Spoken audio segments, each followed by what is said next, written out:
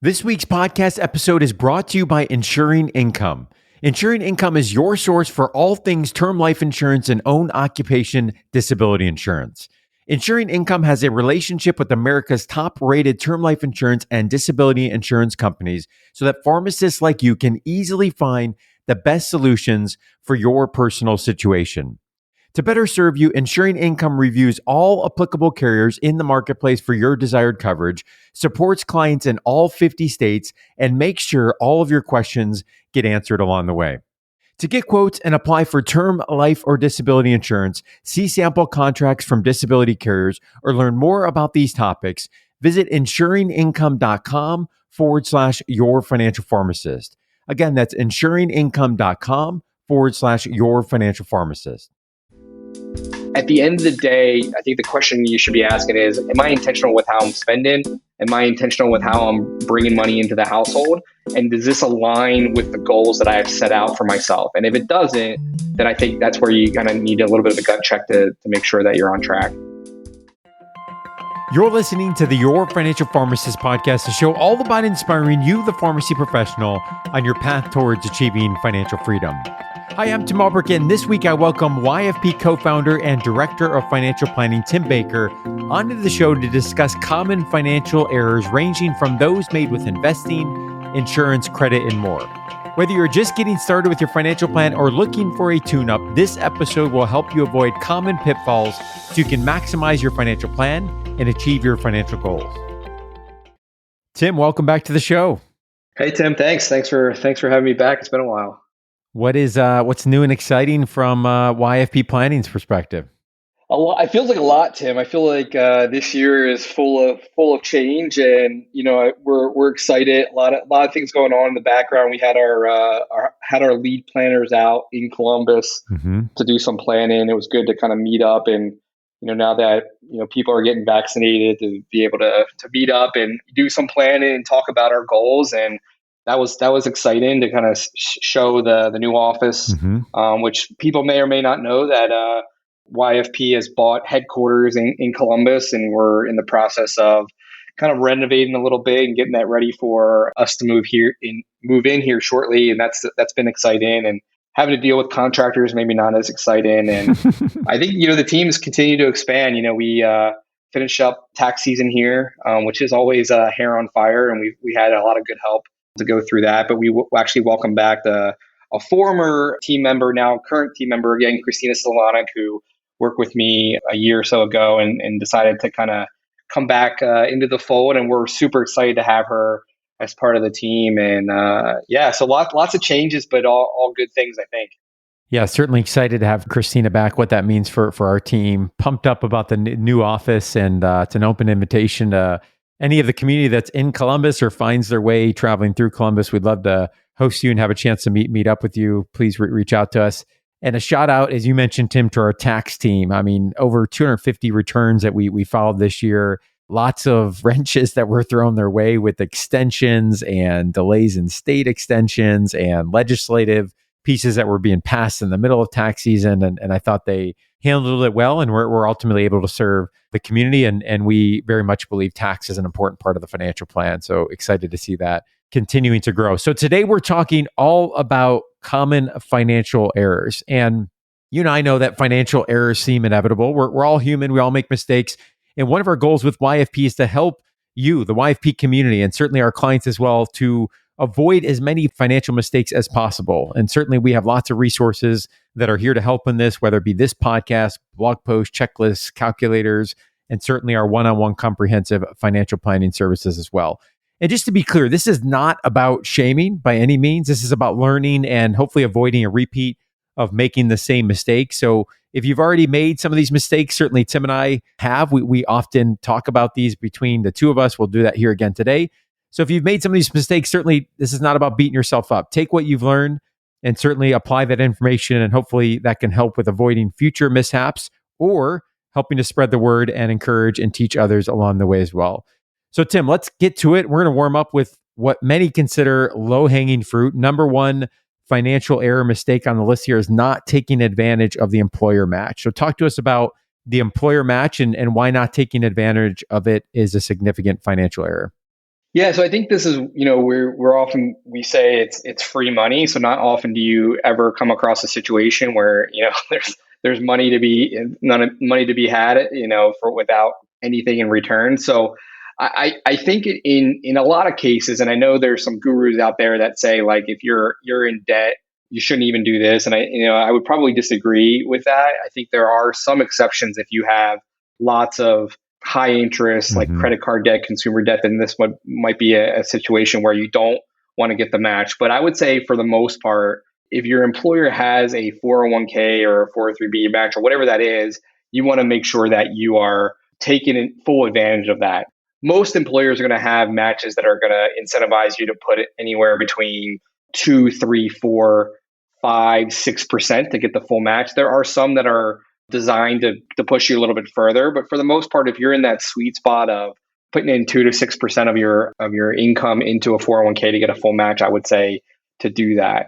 The reason that you want to do this is because if you can get those dollars deferred and into the retirement account, this is all goes back to the concept of time in the market versus time in the market, and really Hmm. taking advantage of more compounding periods to take advantage of the compound interest. So if you're out there and you're looking at your student debt, or if you have sizable consumer debt and you're like, man, I just feel like I put money in and it stays the same, that's compounding, interest kind of taking advantage of you. And what we want to do is flip the script a bit and get that to where your money is making money. So Albert Einstein Hmm. has says compound interest is the eighth wonder of the world. He who understands it earns it, he who doesn't pays it. So the idea here is that you can get your money to work in the investment world and keep it working, and allow those dollars to make baby dollars, and they make baby dollars. Like, that's the idea here. So it's really about time in the market.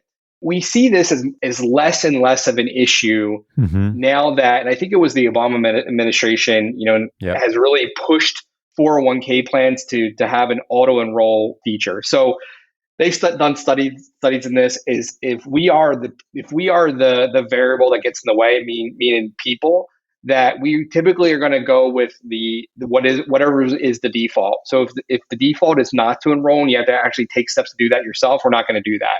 If the default is that we're already auto enrolled, then that's what we're going to do. So a lot of these plans, and Tim, our plan has this, is that Hmm. after a certain period of time, we auto enroll participants and we say, okay, we're going to auto enroll them at X percent.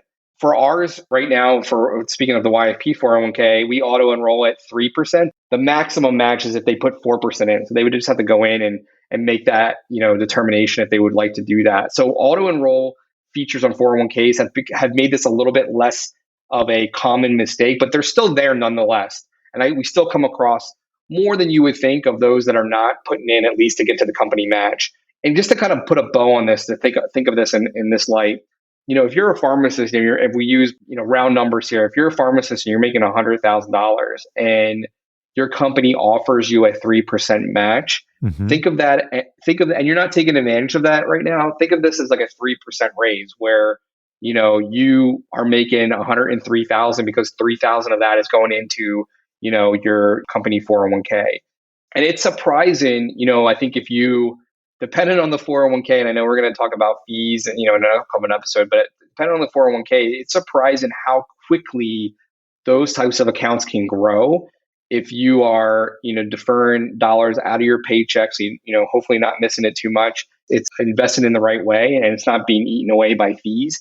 It's surprising how quickly those accounts can grow.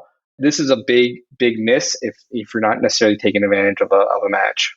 Great stuff, Tim. And I think just to further highlight time value of money, and I think for those that are listening that are especially kind of getting started on the employer contribution side and perhaps aren't leaning into that match yet, there is some trust in the momentum and compound interest, right? You can run the calculation, see the numbers, but it does feel like early on, that you're putting money in and you're not seeing that growth until obviously those funds get to a certain balance, and then you start to see the momentum of the growth on the growth.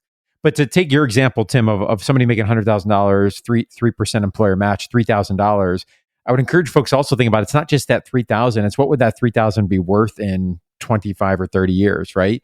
So, that 3,000, if that were to grow at, let's say, 7%, average annual rate of return over 25 years, that 3,000 in 25 years is worth more than 16,000. So time Right. value of money is not just what does it mean in today's dollars, but what it would it also mean and the opportunity cost of not investing those dollars.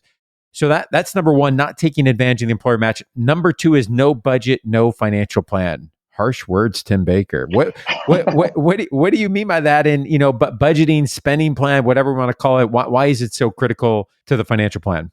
And some people, would disagree with this, but I guess some people, especially like if they might lend credence to like, if you're starting out, if you're a new practitioner, definitely budget. If you get to a certain inflection point, you don't need to budget. Mhm. I would disagree in a sense. If you think about this in terms of like, if you think about your household and the salaries you make as like revenue, if you're a household and you're making $250,000 at a household, and you equate that to like a business and a business making that revenue, businesses are going to have budgets, they're going to have projections, they're going to bucket Yep. money for certain, just like we do, Tim, at YFP. Yep.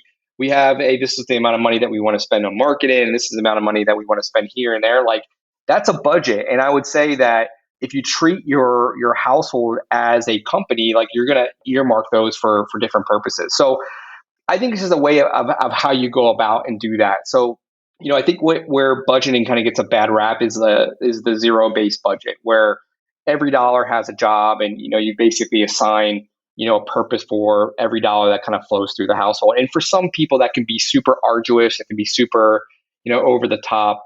But I don't necessarily think it's an exercise that doesn't have merit or value. Mm-hmm. But I think typically as you go, you find the flavor of ice cream that works for you. So there's lots of different types of budgets out there. You have the zero base. I've seen a line item budget. I've seen a pay yourself Yep. first budget.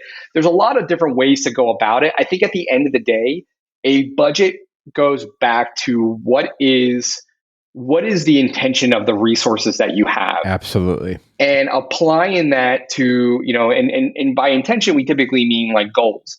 So what are the goals that you have? What are you intentionally trying to achieve with the six figures of income that you're earning, and how do we go about that? Mm-hmm. So the budget is typically the structure or the steps to go from, hey, I want to travel, or I want to be able to give back, or I want to be able to take care of an aging parent.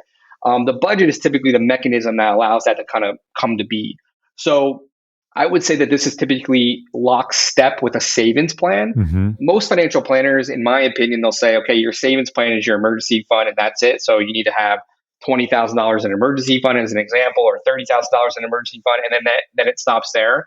I think it needs to go further. So I think your budget and how you're spending needs to kind of be in sync with how you're deliberately saving for different things that are basically on the docket for goals. So, and I wouldn't even call this a step, Tim. It's a process. So I'm a big Yep. Sixers fan. Trust the process. Hopefully, JoJo is going to come back for Game 5 here. Yeah, I know. But it's a process. And I think what people do and where they get hung up on budgeting is that it's more about striving for improvement and not perfection. Yeah, that's right. We want everything to be balanced. We want everything to kind of line up. And in most cases, that's not going to happen.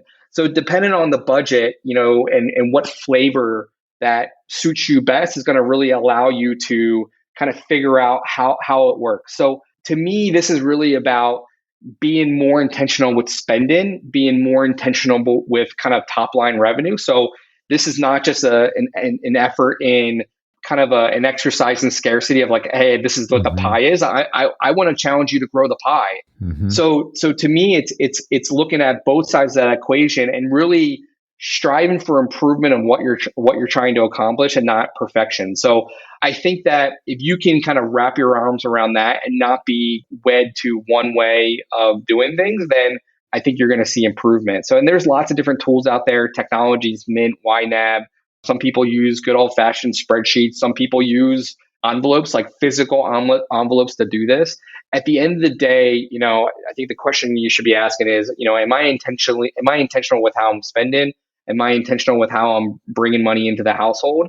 And does this align with the goals that I have set out for myself? And if it doesn't, then I think that's where you kind of need a little bit of a gut check to make sure that you're on track. Yeah, intentionality really stands out there to me, Tim. Whether someone's listening and they've got a net worth of negative 400,000 or a net worth of $4 million, like the process may look different. Yeah. The intensity of the month to month might look very different. But at the end of the day, like budgeting, whatever you want to call it, to your point about looking at it from the point of a business, it's about what are the goals? What are we trying to achieve?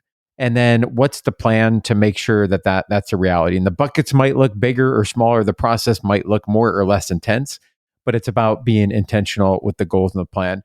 For those that are looking for a starting point, a template, a process, you go to yourfinancialpharmacist.com/budget. We do have a spreadsheet that you can get started with.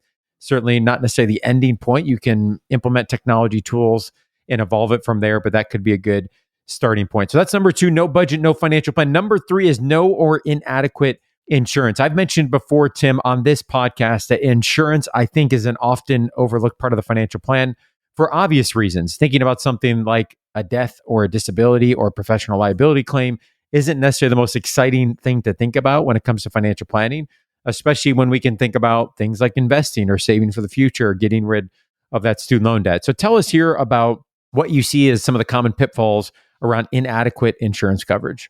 I think what a lot of people default to, a lot of pharmacists default to, is that what their employer provides as part of their compensation package is the plan for their insurance. And it's not. It's typically, we view it as a benefit that should be taken into consideration as we're building out an insurance plan for your financial plan. And we're really talking about the protection here. So like what we talk about with our YFP planning clients is, how are we helping them growing and protecting? So protect and be the operative word in this step, their income, and grow and protect their net worth while keeping their goals in mind. So protection here is what we're talking about. And typically, what we focus on is things like life, disability, and professional liability. So your employer might provide you different coverages based on the employer, and that's going to mean different things to different people depending on their life situation. But oftentimes with pharmacists, you need to take more action in this, or you run the risk of exposing yourself to a loss that could potentially be catastrophic. So, health insurance. I would say that the one thing that is a plan and not necessarily a perk is health insurance. So health insurance, you're typically best to go with the group policy, although that could change in the future. That could change where the way that employer compensation packages are designed in our country is that the government isn't providing that health insurance, the employer does. That could change in the future, and we've seen that with things like pensions and 401ks, where pensions have gone away and they've been more robust, and a lot of it put the onus back onto the employee, for saving for retirement. So that could change in the future. But if we break down the insurance piece, a big miss is, if we say not having adequate insurance, is knowing what to have, knowing what you think that you need from particularly a life, a disability insurance policy. I typically say with regard to life insurance, and another piece of the protection of the financial plan is estate insurance, is that typically when you have a spouse, a house, and mouths to feed, those are typically going to be the opportunities to make sure that you are protected from a life insurance perspective and from an estate planning perspective. So more often than not, pharmacists are going to need a lot more of a benefit than what their employer can provide. So that's typically where you want to go out into the individual policy world and make sure that you are fully protected. That's one of the problems in the financial services industry too, is like we come across a lot of pharmacists, Tim, that they might be 27 or 28 and they've been sold a crappy insurance policy, life insurance policy that they don't need, right? Because they don't have a mortgage, they don't have other dependents relying on them. Their loans are going to be forgiven upon death or disability. So it's just a policy that they probably don't need right now. So it's kind of like you have a hammer and you see a nail, and it's it's a good cookie cutter solution for everyone. Yeah. One of the mistakes here is not understanding the need. So like we'll have clients that have come in that will have young kids, and things like insurance are not even brought up. And I look at that and I'm like, that's a big risk. Like the student loans are important, and you're talking about real estate investing and some other things, but like we probably need to address this first. So, and it's typical, right? We don't want to, we typically think that it's not going to happen to us, a premature death or disability. So it's very natural. So that's part of the planner's job, is to kind of bring that to the forefront and make the proper recommendations. The other thing we've been talking about is disability insurance.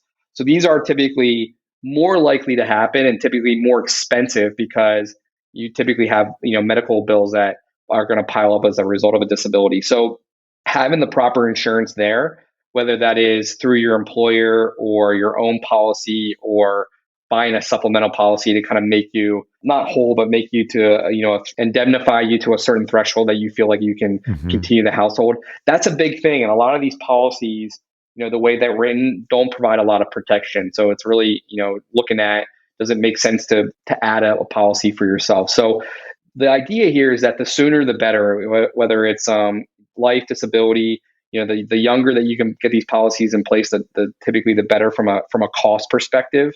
A lot of the policies that you have through your employer, the group policies, they're not portable, or if they are, they're not great. Compare them to an individual policy. So I think if you can have these separate from the employer, it makes a lot of sense with regard to protecting your financial plan. Yeah, and I think you've covered a lot here, and there's just a lot to think through. And we've only talked through very briefly three different areas. You mentioned professional liability, life, disability, but questions of like, what do you need? What do you not need? Based on what you do need, how do you shop for those? Looking for policies that, and getting advice that really has your best interests in mind to make sure you're not underinsured, overinsured. What does your employer offer? What do they not offer? What's the gap? What are the tax implications? So important part of the plan. I think our planning team does an awesome job of weaving this in, and for folks to consider, are they underinsured? Do they have adequate insurance or not? And how does that fit in with the rest of their financial goals and plan? So that's number 3, no or inadequate insurance. Number 4, Tim, failure to monitor credit reports. Wow. When I think of checking a credit report, I think of boring, number 1. Number 2 is necessary, right? So, why is this such an important step? How often should one be doing it? And why do we need to monitor credit reports over time? Yeah, and I would definitely chalk this up to like stage of life. So, if you're more, Gen X or baby boomer, this might not be as important, because you might not be making the big decisions. Although you could be sending kids to college, there might be some loans that you're taking out. But I would say that, if you're a lot of the clients that we work with, especially as they're starting their careers, like there's a lot of decisions that are being made that credit granting is on the table. So that's like home purchase, car purchase, things like that. Naturally, because of age of credit, your credit is going to become stronger and stronger as you go, because just the way that the factors that kind of go into your credit score, age of credit is a big one. But I think like the big thing that is kind of universal here, that is becoming more and more of a thing, is just the identity theft stuff. So as our lives become more and more digital, and there's more exposure to theft, and it's kind of this cat and mouse game. It's not really a question of if, it's really when. Having kind of eyes on this is really important. So I like to, typically recommend that we check credit at least twice per year. So I kind of do it when the clocks change. So when we spring forward and fall back. I myself, as going through this exercise, I found large enough mistakes on my credit report that drastically changed my credit score. And this is even like when I first started advising clients on credit, this was before the days of like banks alerting you when there was kind of like, suspicious behavior. A lot of these banks, a lot of these institutions, they've come a long way to alert you and kind of give you some structural things to look at, if you have expenses that are out of state or whatever. But even in that environment, there were some things that were on my credit report that should not have been there, that drastically changed my score. So typically you see differences in scores because, you have different formulas that every Equifax, Experian, TransUnion are using to calculate your score. Different creditors are going to report differently. So if you buy a Toyota, they might be really good about reporting to Equifax, but not TransUnion for some reason. Or MasterCard is really good, but this other company isn't. So you're going to have different inputs, and really that's going to be the big factor that we'll see why scores are different. But I think the big thing for all those that are out there listening to this is going to just be from an identity theft. And I've looked at client credit reports and I've made comments about, hey, this is what, these are things that we can do to improve this, or these are different factors to consider. but I can't look at a credit report and know that, hey, this doesn't belong there. So it's really kind of Yep. home cooking that is really important here. So the FACT Act that was enacted, I think, in 2003 allows you to access your credit report for free one time per year from each of the three reporting agencies for free. So you go to annualcreditreport.com.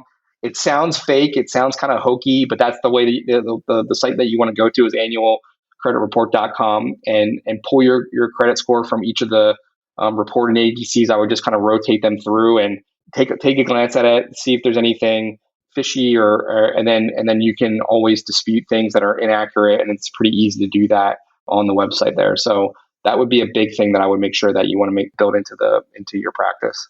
Yeah, I think to your point, this is a good maintenance part of the financial plan, right? It's like periodic oil changes. Like we've got to be doing this. I like your rhythm of, when the clocks change twice per year. Again, annualcreditreport.com. We talk about tax being a threat of the financial plan. Credit is a threat of the financial plan, impacts so many different areas, whether that would be, home buying, real estate investing, business purchases. You mentioned identity theft. So something we've got to stay on top of. We did an episode 162, where we talked all about credit, importance of credit, improving your credit, understanding your credit score, credit security practices. So I'd encourage you to check that out. Again, episode 162. Tim, number 5 here on our list of common financial errors is not investing or improper attitude towards investing. Now, I think we've talked a little bit about not investing when we talked about not taking advantage of the employer match. So obviously time value of money, compound interest, we got to be in the market. Talk to us more about the improper attitude towards investing. What do you mean there? Yeah, so I think there's like two extremes here. What I would say that, I typically doesn't necessarily align, which I think with what I think is a healthy investment portfolio. So one is not wanting to dip your toes into the market. So I kind of hear like, oh, I don't want to take risk. I don't want to lose any money. And I think, for us to kind of stay in front of things like the inflation monster, like, taxes, you can't just, stuff your mattress full of dollars and hope to one day be able to retire comfortably. It's not, so it's kind of like if you want to make an omelet, you got to crack some eggs. So the idea here is that we need to build out a portfolio that takes risk intelligently, but that is over the course of your career in line with what you're trying to achieve. And most people, if you're in your 20s, 30s, 40s, and maybe even 50s, they typically are more heavily weighted in bonds than they need to be, in my opinion. So, a lot of people, when the market crashed at the beginning of the pandemic, they're like, oh my goodness, Tim, like I want to take my investment ball and go home. Like I want to get out of this investment. And the idea is no, like let's keep, either let's put more money in or let's hold the course. So you want to do exactly what the opposite of how you feel. So, the big drivers in your ability to build wealth over time from an investment perspective is that you have the appropriate asset allocation. So the mix between stocks and bonds and really driving your fees as low as possible with regard to the investments. In a lot of cases, when we look at our clients, there's a lot of opportunity for improvement there. And one of the things that we talk about in webinars and even in our presentation with clients is that you look at all the variables of invest in, and we have, we talk about conservative Jane. So conservative Jane makes, $120,000. She gets 3% cost of living raises. She works for 30 years, but she doesn't invest the dollars. Right. She basically keeps them in cash or like a money market. At the end of that time period, she has $600,000. But then we look at aggressive Jane, who does the exact same thing, except the only thing that she changes, and I think the big thing, she puts 10%, she puts 10% into her 401k. The only thing that aggressive Jane does differently than conservative Jane is that she trusts the market in the long run. So the market returns about 10% year over year. We adjust it down for inflation, it's about 6.87%. And aggressive Jane is not saving harder. She's not working longer. She's not making more money. She's just trusting in the market over that amount of time. And the swing is about, I think it's 1.2 million. So aggressive Jane at the end of those 30 years will have $1.8 million. So that's very impactful if you can internalize that and bake that into your investment strategy, is really trust the market over long periods of time. It's very predictable. The only other thing I would say about this is the other side of that is that people have maybe unrealistic expectations of their investment. So they like think that, if they invest a certain way for 4 or 5 years, that they're going to have like this portfolio that they can live off the interest. That's not the case, and I think that there is a lot of speculation and things like that where you're heavily invested maybe in crypto or a certain stock that can get you into trouble. And I typically say that it's not that there's no room for that.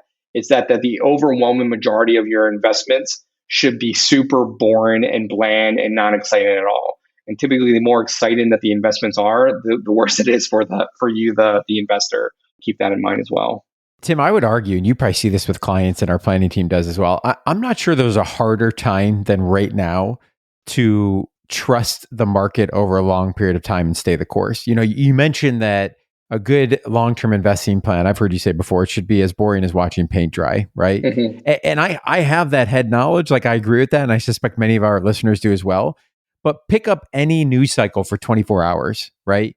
I mean, whether it's, and I'm not saying any one of these alone, to your point, is necessarily a bad thing or that folks shouldn't be doing them. But whether it's, news around crypto or NFTs or ESGs, or think of what happened with GameStop and Robinhood and others, like, and I think it really challenges like the philosophy, and you really have to be disciplined in like tuning out the noise from a long-term investing strategy. Now, again, I want to highlight, I'm not saying any one of those things, doesn't necessarily have value or doesn't have a place in one's plan.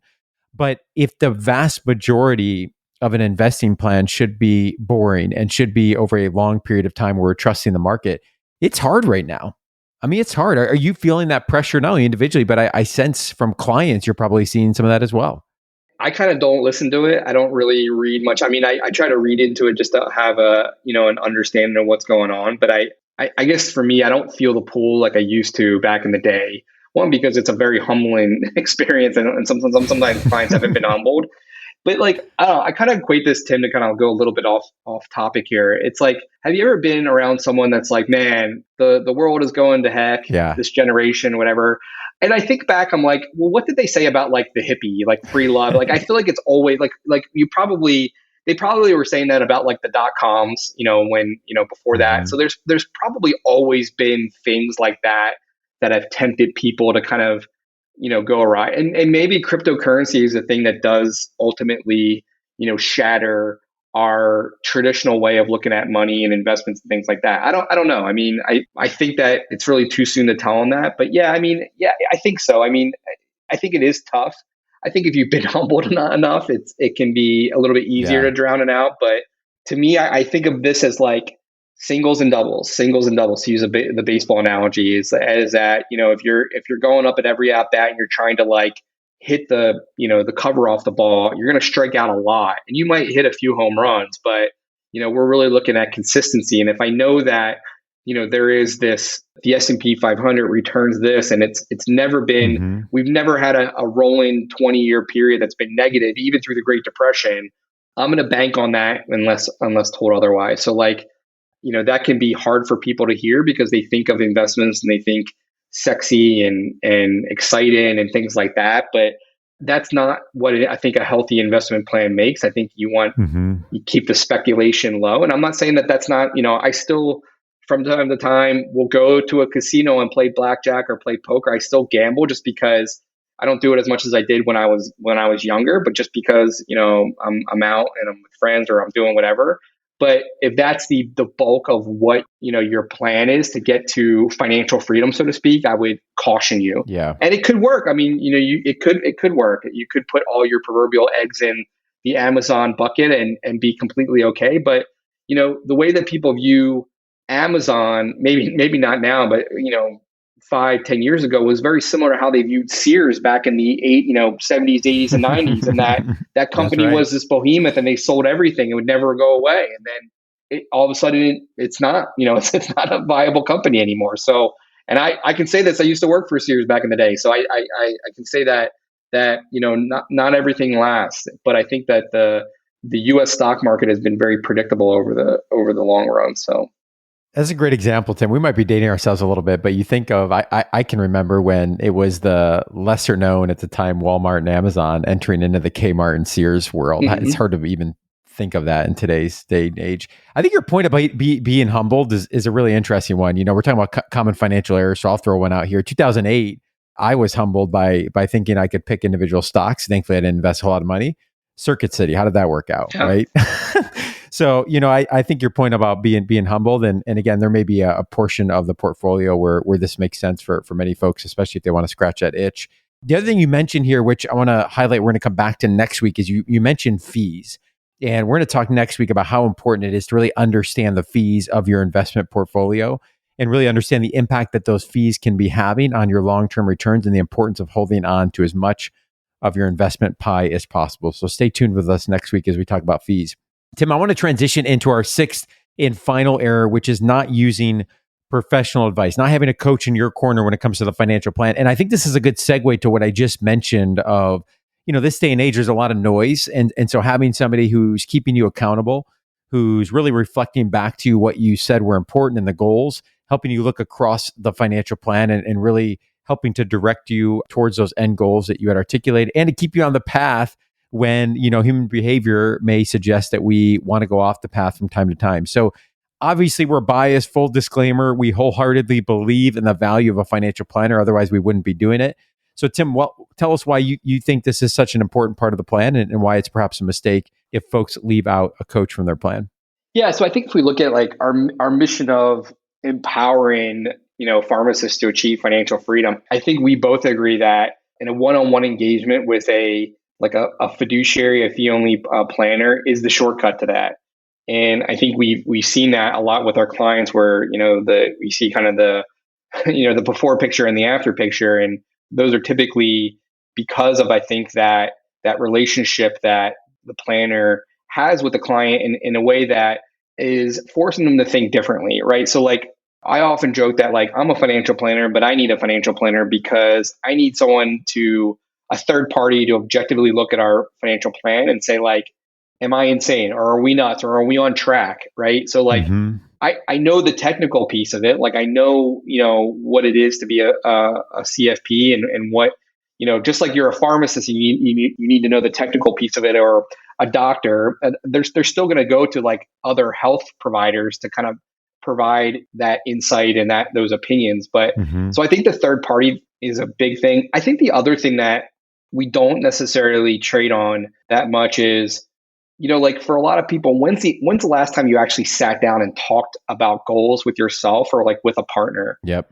So like, I kind of equate this as like, I've been in, periods of my life, Tim, where you are so, I don't want to say like zoned out, but like you ever get into your car and you're going to work and it's, 6:00 in the morning or whenever you go into work and you drive that 30-minute commute and then you get to work and you don't even remember any of that drive. It's just, that's right. You're on like autopilot.